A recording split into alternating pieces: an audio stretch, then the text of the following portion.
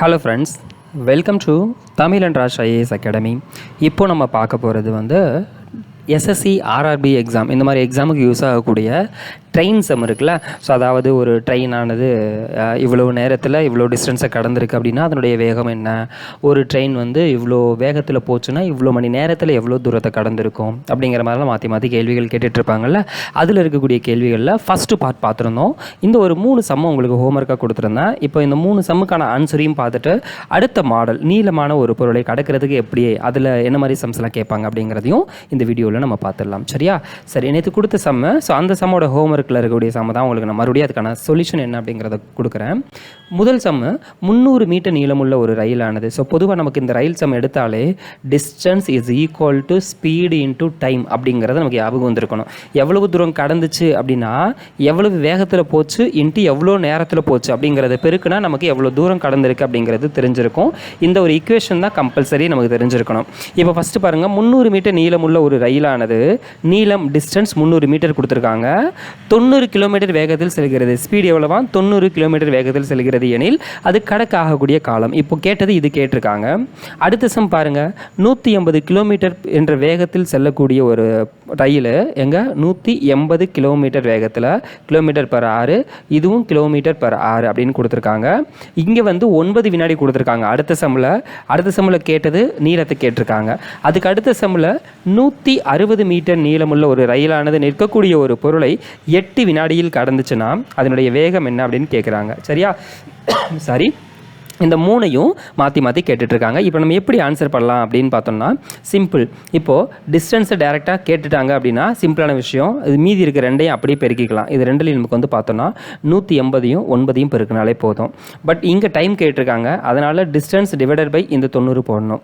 இங்கே டைம் கொடுத்துட்டு ஸ்பீடை கேட்டிருக்காங்க, அதனால் 160 டிவைடட் பை 8ன்னு போடணும். அவ்வளோதான், சிம்பிளான கான்செப்ட். அதுக்கப்புறம் நம்ம முன்னாடி பார்த்த மாதிரி அந்த கிலோமீட்டர் டு மீட்டர் கன்வர்ஷனும் மீட்டர் டு கிலோமீட்டர் கன்வர்ஷனும் ஈஸியாக நம்ம பார்த்துக்கணும். இப்போ ஃபஸ்ட்டு சம் பார்க்கலாமா?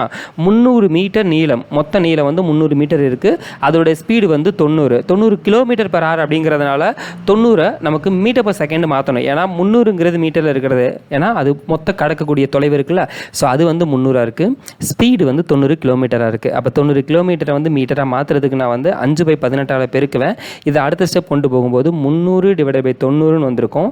இன்ட்டில் இந்த 18 மேலேயும் கீழே 5 நமக்கு வந்திருக்கும். ஸோ அடி கொடுத்தோம்னா ஒரு 18 18, 5 18 90 வந்திருக்கும். 1 5 5, 6 5 30, பேலன்ஸ் 0 அப்படியே இறக்காச்சு. 1 5 5, 12 5 60 அப்படின்னு கிடச்சிருக்கும். ஸோ ஃபஸ்ட்டு நமக்கு ஆன்சர் 12.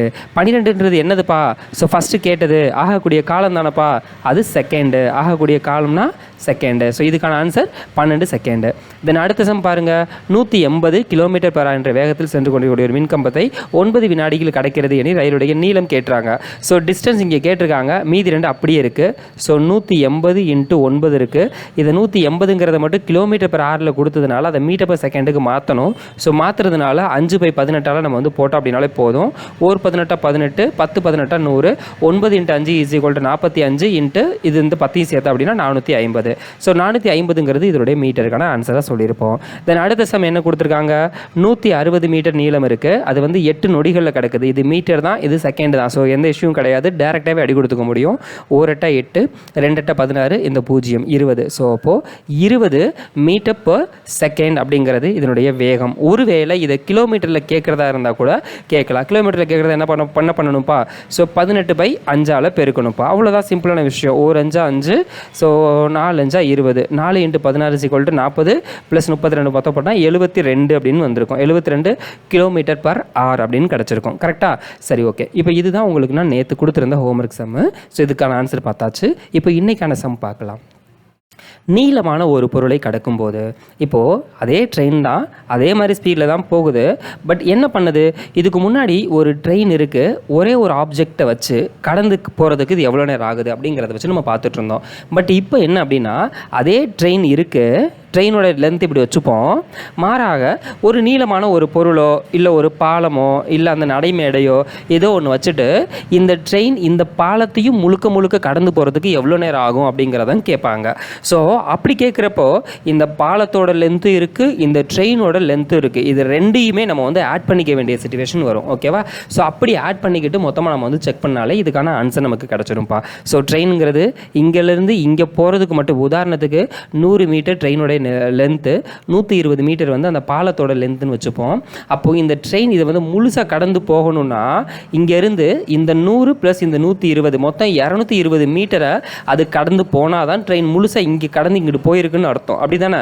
அதனால் இந்த 120 மட்டும் கணக்கில் வைக்கக்கூடாது, இந்த 100ஐயும் சேர்க்கணும், ட்ரெயினோட நீளத்தையும் சேர்க்கணும், அது கடக்க வேண்டிய மற்ற ஒரு நீளமான ஒரு ஆப்ஜெக்டோட நீளத்தையும் நம்ம சேர்க்கணும். ஓகேவா? அப்படி சேர்க்கும்போது தான் அதுக்கான ஆன்சர் நமக்கு வந்து கிடைக்கும்ப்பா. ஓகேவா? இந்த மாடல் பாருங்கள். நீளமான ஒரு பொருளை கடக்கும்போது சேம் அதே கான்செப்ட் தான்.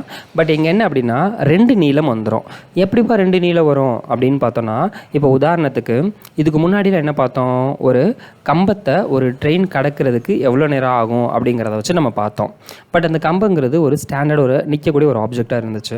பட் இப்போது ஒரு பாலத்தையோ இல்லை ஒரு குகையவோ இல்லை ஒரு நீர்நிலையோ இல்லை வந்து அந்த நடைபாதையவோ கொடுத்துட்டு அந்த நடைபாதையவும் இந்த ட்ரெயின் முழுக்க முழுக்க கடக்கணும் அப்படின்னா எவ்வளோன்னு கேட்பாங்க.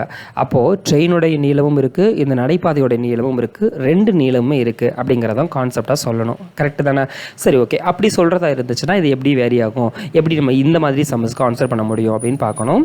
ஃபஸ்ட்டு சம் பாருங்கள். அதாவது 6 340 மீட்டர் நீளமுள்ள ஒரு ரயில் மணிக்கு 45 கிலோமீட்டர் வேகத்தில் சென்றால் 160 மீட்டர் நீளமுள்ள பாலத்தை கடக்க எவ்வளவு நேரம் ஆகும்? ஸோ இப்போது ரயிலுடைய நீளம் எவ்வளவு இருக்குது? ரயிலுடைய நீளம் 340 மீட்டர் இருக்குது. இந்த ரயிலிருந்து இந்த பாலத்தோட நீளம் 160 மீட்டர் இருக்குது. அப்போ மொத்த நீளம் அப்படிங்கிறது எவ்வளோ ஆகி போச்சுப்பா? 340 + 160 = 500 மீட்டர் ஆகி போச்சுப்பா. சரிங்களா? 500 மீட்டர் டிஸ்டன்ஸை 45 கிலோமீட்டர் வேகத்தில் செல்லக்கூடிய அந்த ட்ரெயின் எவ்வளோ நேரத்தில் கடக்குங்கிறது தான் கொஸ்டின். ஸோ அப்போது 500 மீட்டர் டிவைடட் பை 45 km/h அப்படின்னு போடலாம். ஸோ நம்மளுடைய கான்செப்ட்டுக்கு வந்துருச்சா? அவ்வளோதான் இப்போ விஷயம். 500 டிவைடட் பை 45 மீட்டராக மாற்றணும்னா இங்கே வந்து 5/18 பெருக்குவோம். அது தலைகளாக மாறும்போது 18/5 அப்படிங்கிறது கிடச்சிருக்கும். இதை டேரெக்டாக நம்ம வந்து அடி கொடுத்துக்க முடியும்ப்பா. 4 5 5 4 5 5 2 0 அப்படியே சேர்த்துக்க முடியும். அதை நீங்கள் அடி கொடுத்து பார்க்கலாமா? ஸோ 9 5 45, இங்கே எத்தனை வாய்ப்பு? 5 வாய்ப்பு தானே? 2 5 10 0, 1 9 9 2 9 18. ஸோ 20 × 2 = 40 அப்படிங்கிறது தான் கிடச்சிருக்கும்ப்பா. சரிங்களா? அப்போ எவ்வளோ நேரம் ஆகும்? 40 செகண்ட் ஆகும் அப்படிங்கிறது தான் ஃபஸ்ட்டுக்கான ஆன்சர். சரிங்களா? சிம்பிளாக முடிஞ்சு போச்சா? ஸோ இதே ஃபார்மெட்டில் தான் அடுத்த சம்மும் நீங்கள் வந்து போட போகிறீங்க. ஓகேவா?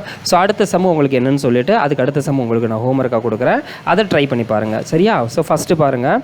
800 மீட்டர் நீளம் இருக்கக்கூடிய ஒரு ரயிலுடைய நீளம் வந்து 800 மீட்டர் கொடுத்துருக்காங்கப்பா. சரியா? ஸோ மொத்தம் அளவு ரயிலுடைய நீளம் 800 மீட்டர். 72 கிலோமீட்டர் வேகத்தில் 72 km/h அப்படின்னு சொல்லக்கூடிய வேகத்தில் போகும்போது ஒரு பாலத்தை 1 நிமிஷத்தில் கடந்துருது அப்படின்னா அது மொத்தம் அந்த பாலத்தோட நீளம் என்னவா இருக்குது அப்படிங்கிறதான் கொஸ்டினாக கேட்குறாங்க. சரிங்களா? ஸோ 800 மீட்டர் நீளம் அந்த ரயில் இருக்குது, 72 km/h அப்படின்னு போகுது, 1 நிமிஷத்தில் அந்த பாலத்தை கடந்துருது அப்படிங்கிறதான் கொஸ்டினாக இருக்குது.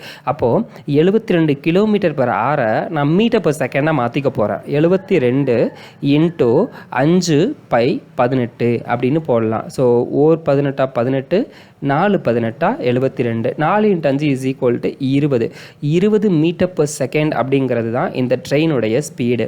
இப்போ என்ன பண்ணுது? 1 நிமிஷம் ட்ராவல் பண்ணியிருக்கு. 1 நிமிஷம் ட்ராவலில் இந்த 800 மீட்டரும் கடந்திருக்கு, ப்ளஸ் பாலத்தோட நீளத்தையும் கடந்திருக்கு. அப்படி தானே? 800 மீட்டர்னு சொல்லக்கூடிய ட்ரெயினோடைய நீளம் ப்ளஸ் ஏதுன்னு தெரியாது பாலத்தோட நீளம், இது ரெண்டையுமே சேர்ந்து 1 நிமிஷத்தில் கடந்திருக்கு அப்படின்னு சொல்கிறோம். இப்போ இது ரெண்டோட வேல்யூ இதை நமக்கு வந்து 1 நிமிஷத்துக்கு மாற்றினா கிடச்சிருமா?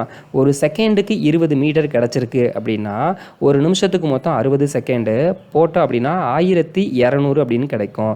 1200 மீட்டர் அப்படிங்கிறதா இது கடந்த மொத்த தொலைவு.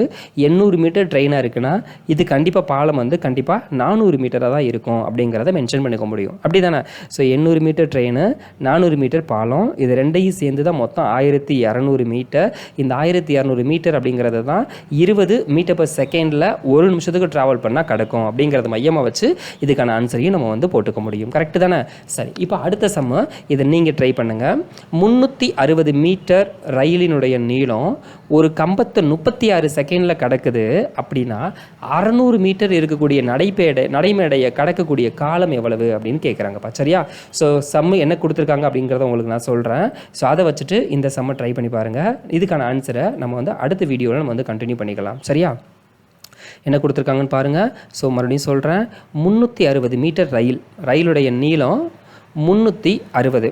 இது ஒரு கம்பத்தை கடக்கிறதுக்கு 36 செகண்ட் ஆயிருக்கு. 36 செகண்ட் ஆயிருக்கு. இந்த ரயில் வந்து 600 மீட்டர் இருக்கக்கூடிய ஒரு பாலத்தை கடக்கிறதுக்கு எவ்வளவு டியூரேஷன் ஆகும் அப்படிங்கிறதான் கொஸ்டின். அப்போ சிம்பிளாக சொல்லலாம், 360 மீட்டர் 36 செகண்டில் கடக்குதுன்னா 1 மீட்டர் பெர் செகண்ட் அப்படிங்கிறதான் இதனுடைய ஸ்பீடுன்னு சொல்ல முடியும். 10 மீட்டர் பெர் செகண்ட் அப்படிங்கிறதான் இதனுடைய ஸ்பீடுன்னு சொல்ல முடியும். அப்போ 360 + 600 960ங்கிறது மொத்த டிஸ்டன்ஸ். 10 செகண்ட் தான், அதாவது 10 மீட்டர் தான் ஒரு செகண்டுக்கு போகும் அப்படிங்கிறத கணக்கில் வச்சு மொத்தமாக என்ன சொல்லலாம், 96 செகண்டில் 960 மீட்டர் கடந்திருக்கும் அப்படிங்கிறதே சொல்ல முடியும். அப்படி தானே? ஸோ இதை டேரெக்டாக சொல்லிவிட்டேன். நீங்கள் ட்ரை பண்ணி பாருங்கள், இதுக்கான ஆன்சர் உங்களுக்கு வந்து கிடைக்கும். சரிங்களா? ஸோ இந்த ஒரு சம்மை மட்டும் ட்ரை பண்ணி பாருங்கள். இது உங்களுக்கான ஹோம்ஒர்க் சம்மை. 30 மீட்டர் per வினாடி இது ஹோம்ஒர்க் சம்மு. இதை தெளிவாக நீங்கள் தான் போட போகிறீங்க. இதுக்கு நான் ஆன்சர் சொல்ல மாட்டேன். சரிங்களா? இதை போட்டு பாருங்கள். நமக்கு 4வது ஆப்ஷன், அதாவது 4வது டைப்பும் 5வது டைப்பும் நம்ம பார்ட் 3யோட வீடியோவில் நம்ம வந்து பார்த்துக்கலாம். சரியா? 30 மீட்டர் per செகண்ட் வேகத்தில் செல்லக்கூடிய ஒரு ரயில் 600 மீட்டர் நீளம் இருக்கக்கூடிய ஒரு நடைமேதையை 30 செகண்டில் கடந்துரும் எனில் ரயிலுடைய நீளம் என்ன அப்படிங்கிறதான் கேட்குறாங்க. ரயிலினுடைய நீளம் என்ன அப்படிங்கிறதான் கேட்குறாங்க. ஸோ இது கொஸ்டினுடைய சம் வந்து 9 அப்படின்னு போட்டுட்டு இதுக்கான ஆன்சர் என்ன அப்படிங்கிறத வீடியோக்கு கீழே கமெண்ட் செக்ஷனில் கமெண்ட் பண்ணுங்கள். ஓகேவா? சரி, ஓகே. ஃபர்தர் டவுட்ஸ் இருந்துச்சுனாலும் கேளுங்க. இந்த சம்முக்கான ஆன்சர் என்ன அப்படிங்கிறத செக் பண்ணி பார்த்துட்டு நம்மளுடைய அடுத்த 4வது மாடல் அப்படின்னு சொல்லக்கூடிய அடுத்த மாடல் எங்கே இருக்குப்பா? 4வது மாடலில் ரயிலும் நகரும் இன்னொரு பொருளும் நகரும் அப்படின்னு சொல்லக்கூடிய டைப்பை நம்ம அடுத்த வீடியோவில் நம்ம வந்து பார்த்துக்கலாம். சரியா? So thank you to all.